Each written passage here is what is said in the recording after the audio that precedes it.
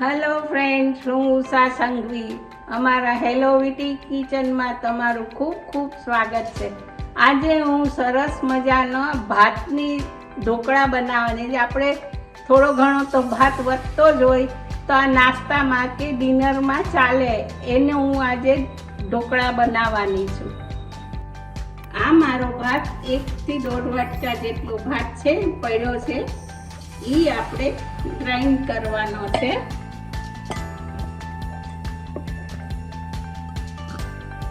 એમાં દહીં નાખી દેવાનું છે, 1 વાટકો, અને જોઈતા પ્રમાણમાં મીઠું, ને 1 સ્પૂન જેટલા આદુ મરચાં છે. મેં ઝીણા સમારીને લીધા છે. હવે આપણે આને વાટી લઈએ. થોડુંક પાણી નાખવું પડશે.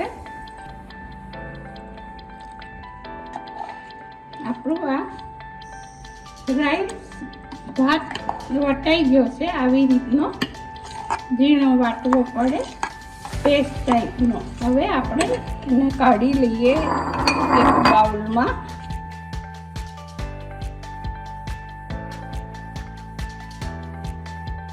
હવે એમાં રવો નાખી દઈએ, 1 વાટકો.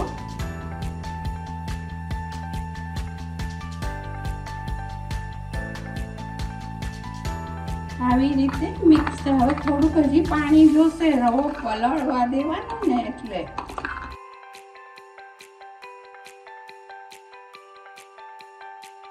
હવે થોડી વાર રવો નાખ્યો છે એટલે 5-10 મિનિટ પલળવા દેવું પડશે. હવે ખીરું ઢોકળાનું સરસ થઈ ગયું છે. હવે હું અડધું પેકેટ ઈનાનું નાખીશ.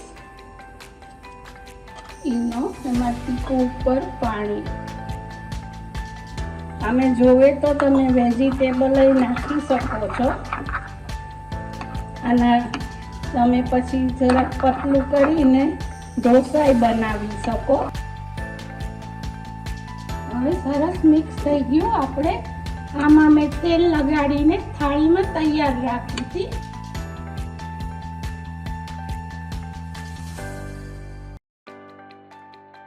હવે આપણે એને બાફવા મૂકી દઈશું. સ્ટીમરમાં પાણી ઉકળી જાય આવી રીતે 10 મિનિટ માટે. આપણા સરસ મજાના ઢોકળા થઈ ગયા. જો આવી રીતે ચેક કરી લેવાનું. હવે આની ઉપર આપણે વઘાર કરી લઈએ. હવે મેં સરસ મજાનો વઘાર કરી અને ઉપરથી કોથમરીથી ગાર્નિશ કરી છે. હવે આપણે આટા પાડી લઈએ. તમારે જે સાઈઝના જોવે એ પાડવાના. સરસ મજાના આટા પડી ગયા છે. હવે આપણા સરસ મજાના ઢોકળા તૈયાર થઈ ગયા. પ્રેઝન્ટેશન કર્યું અને તમે જરૂરથી બનાવજો. સરસ મજાના ઢોકળા તૈયાર થઈ ગયા. એમાં તમારે જોવે તો વેજીટેબલ નાખી શકો છો, અને તમે એટલા ટેસ્ટી બન્યા છે કે તમે બનાવશો એટલે તમને ગમશે. અને તમે જરૂરથી બનાવજો. મારી ચેનલને સબસ્ક્રાઈબ કરજો, લાઈક કરજો. બાય.